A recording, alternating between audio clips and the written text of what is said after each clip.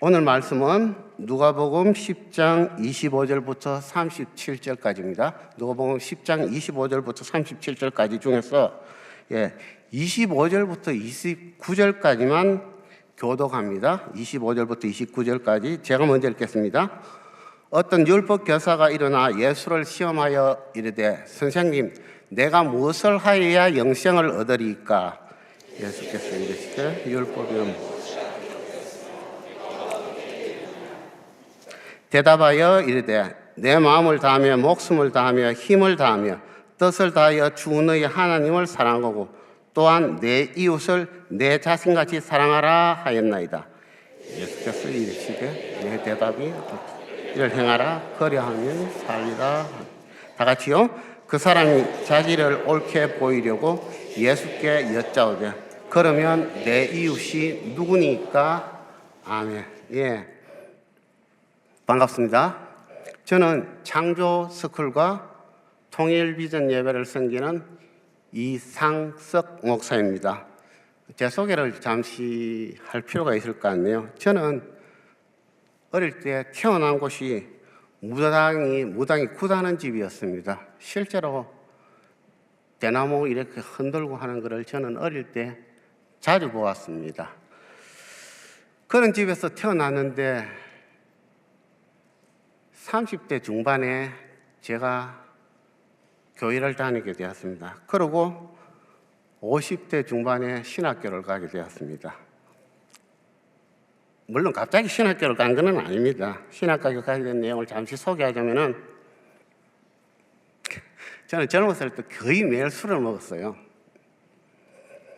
월요일은 원래 먹는 날이고, 화요일은 화가 나서 먹고, 수요일은 수수하게 먹고, 목요일은 목이 클클해서 먹고, 금요일은 금방 먹고 토 먹고, 토요일은 토할 때까지 먹고, 일요일 날은 일어나자마자 마시고, 실제로 그랬습니다.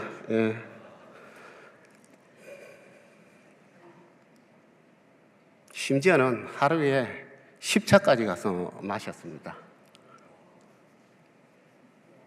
술집을 하루에 10군데 돌았습니다. 이런 얘기하면요. 어떻게 그럴 수 있느냐 그러는데 이유는 단순합니다. 먹고 눈을 뜨고 싶지가 않았었거든요. 먹고 눈을 뜨고 싶지 않아서 그렇게 했습니다. 그러던 중에 2010년 어느 날 제 마음속에 이거는 사람이 사는 게 아니다. 이렇게 살지 말아야 되겠다라고 결심을 하게 됩니다. 보통 이렇게 결심을 하게 되면 극단적인 선택을 합니다. 극단적인 선택, 무슨 의미인지는 아시겠죠? 그런데 이 선택을 한 내용이 이제는 교회에 봉사를 좀 해야 되겠다 라는 마음을 먹게 되었습니다. 어느 주인 사랑부를 찾아갔습니다. 사랑부를 찾아가서 봉사를 시작했습니다. 약 6년 반 정도 봉사를 한 것 같습니다. 혹시 이 자리에 살기 힘드신 분은 사랑부 찾아가서 봉사하면 됩니다. 어쨌든 그렇게 사랑부를 섬기게 되었는데 물론 그 과정 중에 술, 담배는 계속 했습니다. 그런 시간을 보내다가 한 2015년 정도가 된 것 같아요. 그때부터는 또다시 마음을 새롭게 먹고 교회에서 하는 훈련이라는 훈련은 다 받은 것 같습니다. 각종 치유학교, DTS, 하여간 어머니 학교 빼고는 제가 다 받은 것 같아요. 그리고 그 과정 중에 새벽 기도를 하였습니다. 새벽 기도를 하는 중에 어느 날 제 마음속에 깊이 와닿는 게 하나님을 더 알고 싶다라는 마음이 들었습니다. 이런 마음이 들어서 어떤 분과 상의를 하게 되었는데요. 그 어떤 분은 지금 모 교회의 담임 목사로 섬기고 계시는 분입니다. 그분하고 상의를 하는 중에 하나님을 알고 싶다면 신학을 하셔야죠. 이 말을 듣는 순간 저는 화가 나서 욕이 나올 뻔했습니다. 말이 안 되죠. 50대 중반에 그렇고 그런 인생을 살던 사람 보고 신학하셔야죠. 이거는 굉장히 이상한 얘기입니다. 그런데 이 이상한 얘기가 제 귀에서 떠나질 않아요. 제 마음에서 떠나질 않는 겁니다. 이상하게 순종하게 되었습니다. 기간은 좀 걸렸어요. 과정은 생략하고요. 그리고 결국 순종하게 되었는데, 그러면서 신학교에 가는 준비가 착착 진행하게 되었습니다. 몇 년간 변화가 있는 모습, 제 모습이 변화되는 모습을 지켜본 가족들은, 아내나 아이들은 쉽게 동의를 해줬습니다. 하지만 인생의 모든 일이 그렇죠. 꼭 반대하는 사람이 있죠. 반대하는 사람 중에서 대표적인 사람이 막내 누나였습니다. 막내 누님은 참고로 우리 가족을 전부 한날 한시에 다 같이 교회에 인도하신 분입니다. 당시에는 어느 교회 전도사님이셨어요. 그런데 이분이 반대를 했습니다. 때는 2월달인지 1월달인지 정확하게 기억이 안 나는데요. 한겨울이었어요. 전화가 왔습니다. 47분 통화했습니다. 47분 통화했는데 그 내용은 이거예요. 가지마. 안 돼. 그래서 안 돼. 이래서 안 돼. 저래서 안 돼. 어쨌든 안 돼. 성경 어디를 찾아봐도 니는 안 돼. 그래도 안 돼? 그러면 안 돼. 그럼에도 불구하고 안 돼. 여러분, 이게 47분이라고 제가 얘기했죠. 전화 받다가 팔이 아파서 내리고 여기서 하고, 진짜 한겨울에 귀에 땀이 났어요, 이게. 이런 얘기를 듣는 와중에 제 마음속에서 변화가 하나 일어났습니다. 어떤 마음이 생겼느냐 하면요. 그래, 이렇게 극렬하게 반대하는 사람의 마음이 바뀐다면 이거는 틀림없이 하나님의 확실한 사인일 거야 라는 아주 이상한 마음이 생겼습니다. 그래서 이분은 그래도 안 돼, 그러나 안 돼, 그럼에도 안 돼 라고 외치고 있는 와중에 저는 기도를 시작했습니다. 주여, 주님의 사인이 확실하다면 이분의 마음을 바꾸어 주십시오. 그러면 제가 신학교에 가라는 주님의 확실한 사인으로 알고 신학교에 가는 것에 순종하겠습니다라고 기도를 시작했습니다. 그 기도는 계속됐습니다. 여러분, 그 기도의 결과가 어떻게 됐는지 아십니까? 지금 보는 것과 같이 됐습니다. 웃으시는데요? 이렇게 된 건 모든 것이 하나님 은혜입니다. 그렇게 해서 신학을 하게 되었고요. 그렇게 해서 사역을 하게 되었습니다. 사역을 하게 된 통로가 바로 창조과학인데요. 사진 좀 보여주실래요? 저게 창조과학 강사 자격증입니다. 여러분 보시는 것처럼, 저 사진에서 보는 것처럼 창조과학 강사 자격증은 합동신학대학원 대학교 합동신학교, 우리 교단이 합신이죠. 합동신학교와 한국창조과학회에서 MOU를 맺고 이 시대에 창조과학이 꼭 필요하다라고 해서 개설한 공식적인 창조과학 강사 자격증 과정입니다. 이 과정이 합동신학에서 시작되었고요. 제가 그 1호로 자격증을 받게 되었습니다. 하나님의 은혜로 신학을 하게 되었고, 하나님의 은혜로 창조과학을 배우게 되었고, 창조과학 강사 자격증까지 따게 되었고, 2021년부터 우리 호산나교회에서 창조과학, 창조스쿨이라는 명칭으로 강의를 하고 있습니다. 과정 중에 많은 은혜도 있었습니다. 많은 기쁨이 있었습니다. 그런데 모든 일이 다 그렇지만은 항상 좋은 것만 있는 것은 아니죠. 아시죠? 생각보다 많은 분들이 창조에 대해서 모르고 있다라는 사실을 좀 느꼈습니다. 물론 모를 수 있죠. 모르면 배우면 되죠. 문제는 무엇을 모르는지도 모르고 있다는 사실입니다. 오히려 아는 것처럼 담대하게 막 떠들어댑니다. 창조가 그거 한물 같잖아. 에이, 창조 그거 그래 뭐 길게 들을 거 뭐 있나, 한 2시간, 1시간 정도만 들으면 되지. 뭐 그래 길게 뭐 이런 얘기. 사람 앞에 대놔놓고 바로 그렇게 얘기를 해요. 예, 이거 속된 말로 아무 말 대잔치죠. 예. 성경적으로 얘기하면 성질부터 성질 충만이죠. 예. 제가 지금 한 말이 세상을 살다 보면 이런 일이 있습니다. 좀 마음에 안 드는 그런 경우가 있죠.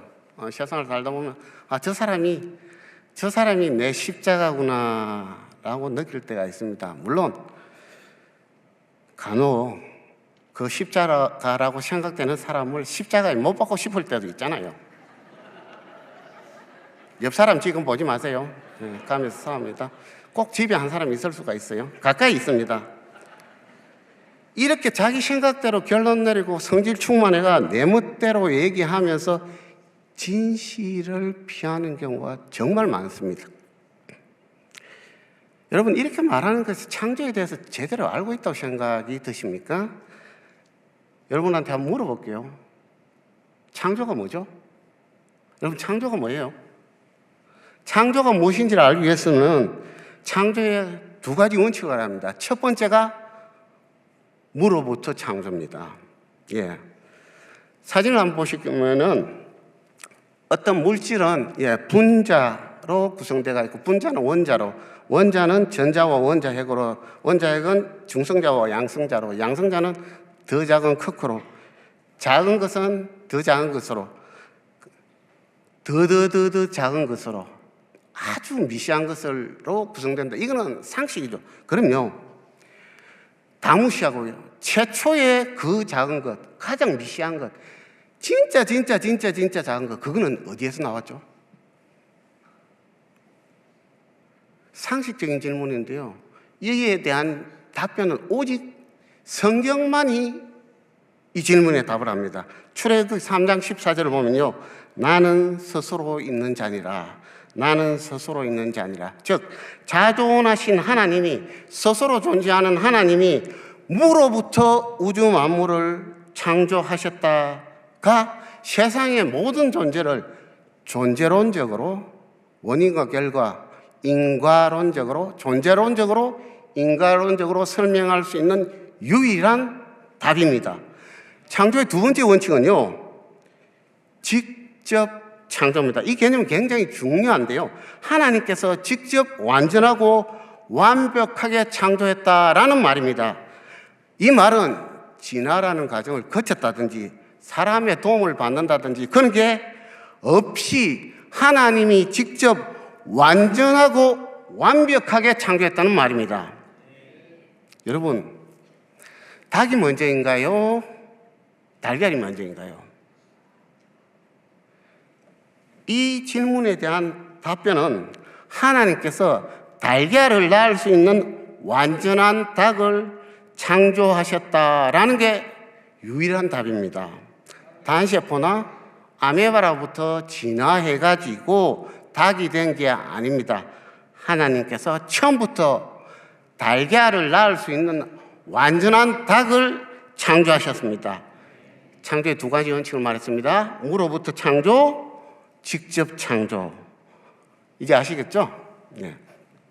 창조를 제대로 알아야 되는 이유가요, 창조를 제대로 모르게 되면 창세기를 가짜, 설화, 전설로 이해하게 됩니다. 만약에 창세기를 가짜나 전설로 바라본다면 성경 전체가 가짜가 됩니다.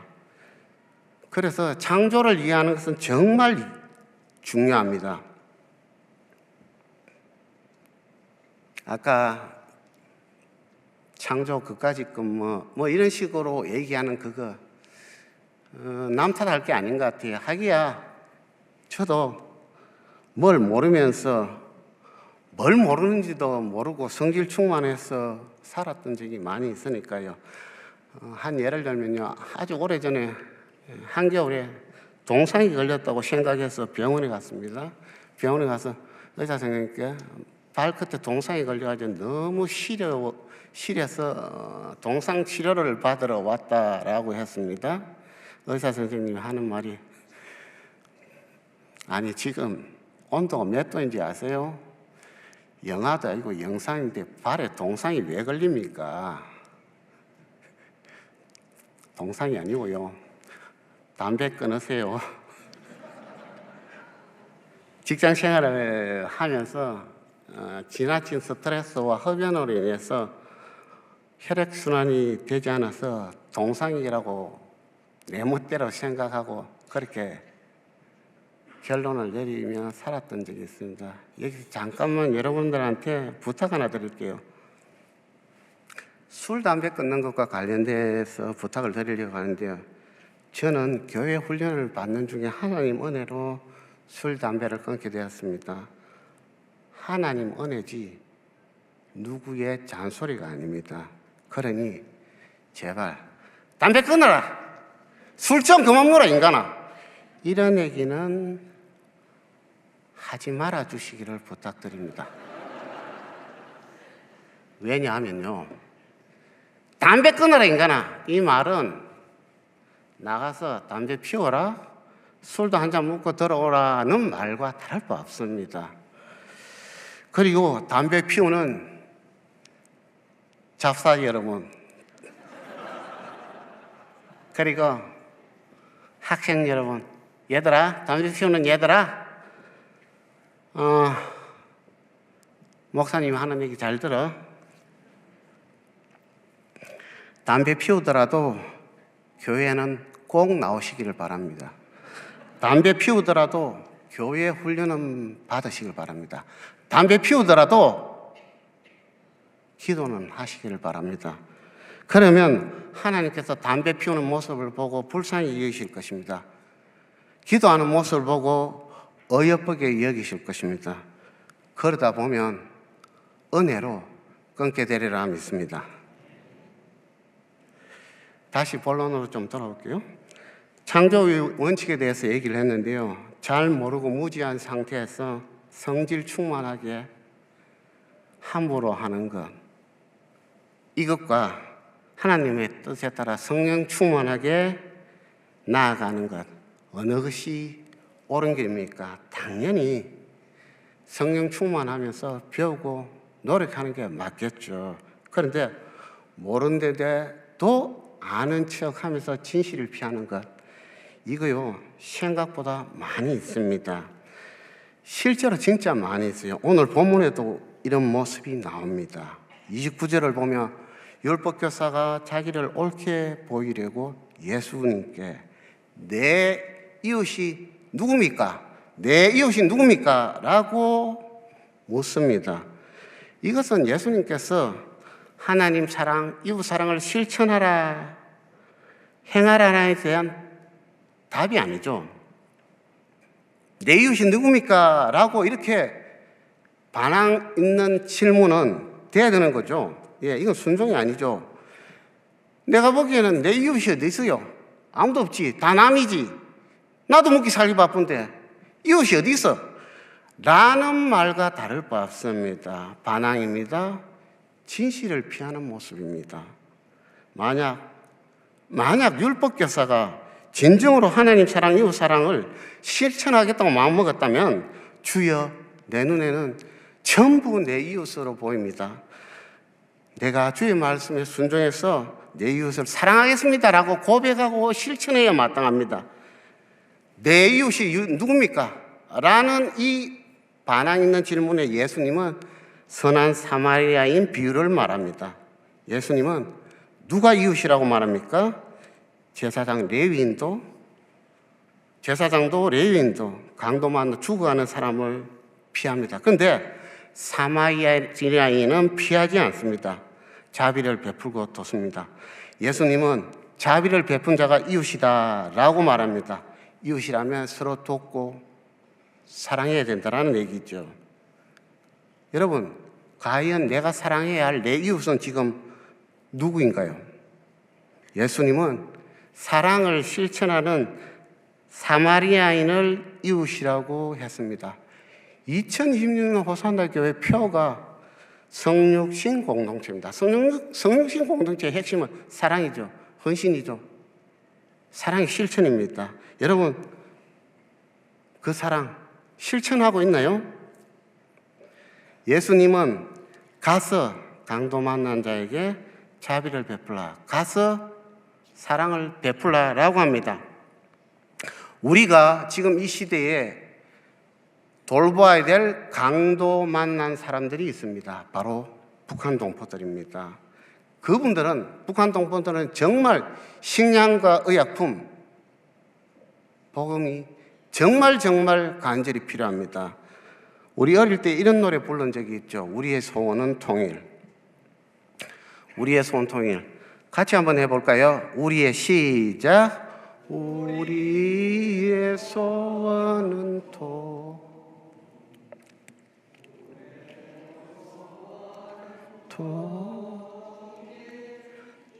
정성 다해서 통일을 이루자. 여기까지 할게요. 여기까지 할게요. 계속 해봐야 통일이 될 만한 소리는 안 나올 것 같습니다. 여러분 질문 하나 드릴게요. 여러분 진짜 통일이 되기를 바라세요? 그럼 질문 하나 더 드릴게요. 왜 통일이 되기를 바라세요? 왜요? 많은 사람들이 통일이라는 단어를 딱 생각할 때 떠오르는 내용이 있습니다. 단어가 있습니다. 바로 저렴한 노동력과 풍부한 천연자원입니다. 우리의 소원이 통일이라고 말하면서 떠오르는 것은 저렴한 노동력과 풍부한 천연자원. 이게 진짜 진정한 통일을 바라는 게 맞을까요? 노벨상 수상자인 데런 에스모 걸로운이라는 사람하고 제임스 로빈슨이라는 사람이 국가는 왜 실패하는가라는 책에서 착취적 경제제도와 포용적 경제제도를 말합니다. 사진을 하나 보면요, 미국과 멕시코의 적경 도시인 노갈레스라는 시가 있습니다. 노갈레스라는 시. 여러분 사진에서 보다시피 한쪽은 잘 발전된 미국 땅이고요, 한쪽은 발전이 안 된 멕시코 땅입니다.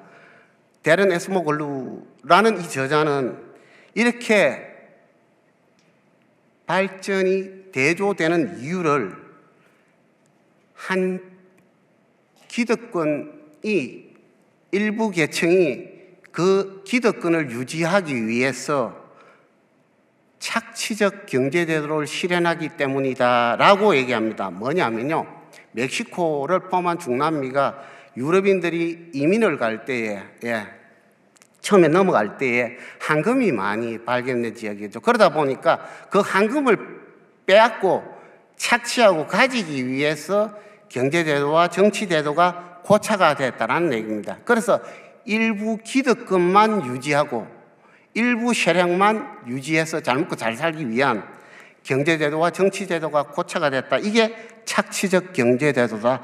그래서 멕시코는 못 산다라고 결론을 냈습니다. 이에 반해서 미국 이민의 초창기에 도착한 지역이 미국 동부 지역입니다. 동부 지역에는 황금이 없습니다. 풍부한 천연자원이 없었습니다. 그러다 보니까 도착한 유럽 이민자들이 누구나가 열심히 노력하고 공부하고 같이 힘써야 됐습니다. 그렇기 때문에 기회가 균등했고요, 성공의 기회가 균등했고 교육의 기회가 균등했습니다. 바로 이것입니다. 누구에게나 성공의 기회가 주어진 바로 이것을 포용적 경제제도라고 합니다. 착취적 경제제도와 포용적 경제제도가 이것이 한 마을이었던 노갈레스 시를 이렇게 차이 나게끔 만들었다라고 저자는 지적합니다. 언제나 그렇듯이 특정한 세력만 이익을 처리하려고 하는 착취적 경제제도는 혼란과 갈등과 분열만 일으킵니다. 그런데 우리가 우리가 통일이라고 생각하면서 저렴한 노동력과 풍부한 천연자원만을 생각한다면 이거는 우리가 북한 동포들에게 착취자, 점령자, 정복자로 다가가는 것입니다. 바로 착취적 경제제도를 북한 땅에 들여놓겠다라는 말인데, 북한 땅에 착취적 경제제도를 실현하는 순간 그것은 끝없는 갈등과 분열입니다. 끝없는 내전의 시작이 될 수도 있습니다. 지금 우리 남한에요, 탈북민이 3만 5천 명이 있어요. 탈북민이 3만 5천 명 있는데요. 이들 중에 많은 사람들이 탈북을 한 것처럼 탈남을 하고 싶어 합니다. 왜냐고요? 남한 사람들이 탈북민을 저렴한 노동력으로 보고 무시하고 차별하고 싸게 이용해 먹으려고 하기 때문입니다. 그러므로 저렴한 노동력과 풍부한 천연자원을 전제로 한 통일은 답이 아닙니다. 통일에 대한 답은 성경에서 답을 찾아야 됩니다. 바로 복음통일입니다. 복음통일의 첫 번째는요, 먼저 내 죄로 인해 분열과 갈등이 일어났다는 것을 인정하는 것입니다. 우리 할아버지가 그랬는지 모르겠는데 옆집 아저씨 조상이 그랬겠지 뭐. 이것은 답이 아닙니다. 성경적인 접근이 아닙니다. 내가 죄인이고 내가 허물이 많고 내가 부족하다고 고백해야 합니다. 이 세상이 지금 이래 된 거는 바로 내 죄로부터 시작했다라고 인정할 때 성령 하나님은 함께 하시고 내 안에서 역사하시고 복음 통일을 위해서 일하실 것입니다. 복음 통일 두 번째는요, 성경이 말하는 것처럼 불쌍한 고아와 과부, 불쌍한 이웃을 돌보라는 말에 순종하는 것입니다. 출애굽기 보면 나오죠. 과부나 고아나 이방 나그네를 도와라.